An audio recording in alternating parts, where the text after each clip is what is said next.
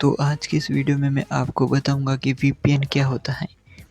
यदि आप इंटरनेट उपयोग करते हैं तो आपने कभी न कभी वीपीएन का नाम सुना ही होगा। मगर ये वीपीएन आखिरकार होता क्या है, इसका क्या उपयोग है और ये किस प्रकार से काम करता है।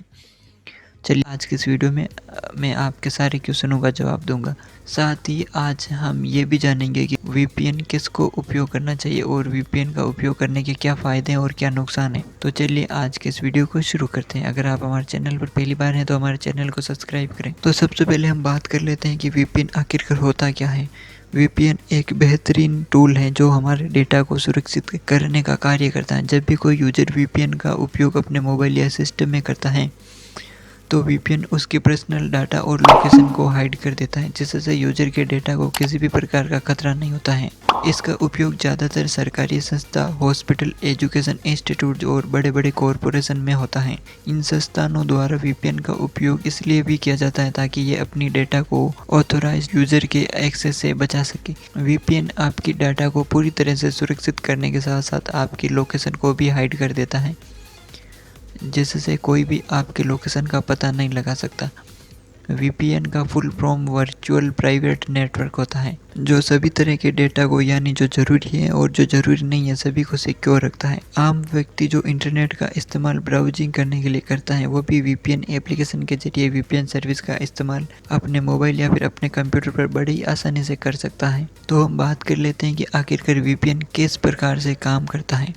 वीपीएन एक लोकल नेटवर्क की तरह काम करता है। ये यूजर और सर्वर के बीच एक सिक्योर कनेक्शन बनाता है, जिससे कि कोई भी यूजर के डेटा या इंफॉर्मेशन को चोरी नहीं कर सकता। आपने देखा होगा कि हमारे देश में कई ऐसे वेबसाइट और प्लेटफॉर्म हैं जैसे टिकटॉक, पबजी आदि, जो दूसरे देशों की तुलना में हमारे देश में ब्लॉक या बैन है। यदि यूजर इन बैन वेबसाइट के सर्वर से कनेक्शन बनाना चाहता है तो वह वीपीएन की मदद से कनेक्शन बना सकता है। इस प्रक्रिया में यूजर अपने डिवाइस में वीपीएन की मदद से उस देश की वेबसाइट के सर्वर पर रिक्वेस्ट भेजता है जो हमारे देश में बैन है, और उसके बाद वह वीपीएन के द्वारा उस सर्वर से कनेक्शन बनाने में सक्षम हो जाता है। कोई भी उस यूजर के किसी भी प्रकार की डेटा, इंफॉर्मेशन और उसकी लोकेशन का पता नहीं लगा सकता, क्योंकि सारा डेटा इनक्रिप्ट होता है। उदाहरण के लिए जैसा कि हम जानते हैं कि कई सारे ऐप जैसा कि पबजी गेम, जो कि भारत में बैन हो गया है, इसे आप वीपीएन का उपयोग करके इस गेम को आप आसानी से खेल सकते हैं। क्योंकि पबजी गेम बस हमारे भारत देश में ही बैन है, बाकी देशों में तो ये चलता है, तो इसलिए आप इस गेम का उपयोग वीपीएन को ऑन करके आप इस गेम को आसानी से खेल सकते हैं।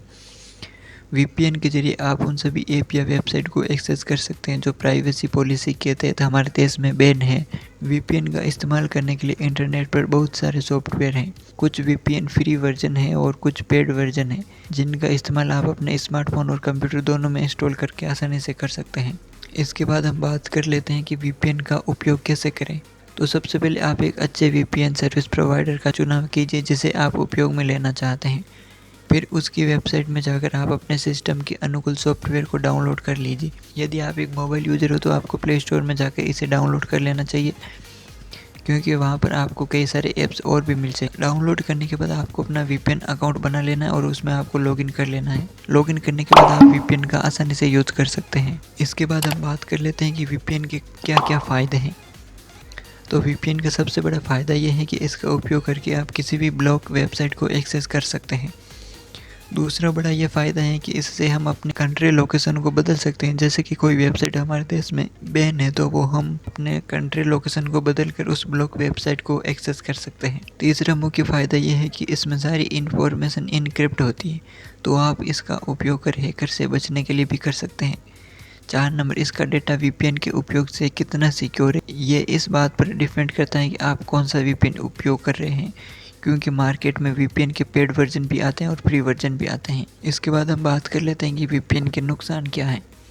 तो वीपीएन का सबसे पहला नुकसान ये है कि सर्वर पर हमारी सारी डिटेल होती है, इसलिए ऐसा नहीं है कि वीपीएन का उपयोग करके हम पूरी तरह से अपने आप को छुपा लें और हमें कोई पकड़ नहीं सकता। वीपीएन के नुकसान ये भी हैं कि हैकर इसका उपयोग करके अपनी सारी इन्फॉर्मेशन को छुपा सकता है और अपने काम में कामयाब हो सकता है।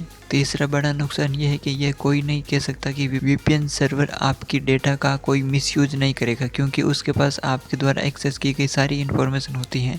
इसलिए ज़्यादातर हैकर अपनी पहचान छुपाने के लिए पेड वर्जन का उपयोग करते हैं। 4 नंबर, जैसा कि पेड वर्जन में आपके डेटा की चोरी होने का कोई भी खतरा नहीं होगा। इसके विपरीत फ्री वर्जन में डाटा की चोरी या फिर हैक होने की संभावना हो सकती है, इसलिए आप एक पेड वर्जन वाले वीपीएन का ही उपयोग करें। 5 नंबर, ज़्यादातर वीपीएन का उपयोग करते समय अपनी इंटरनेट की स्पीड स्लो हो जाती है।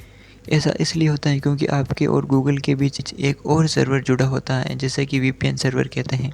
तो चलिए दोस्तों, आज के इस वीडियो में मैंने आपको वीपीएन के बारे में कंप्लीट जानकारी बता दी है।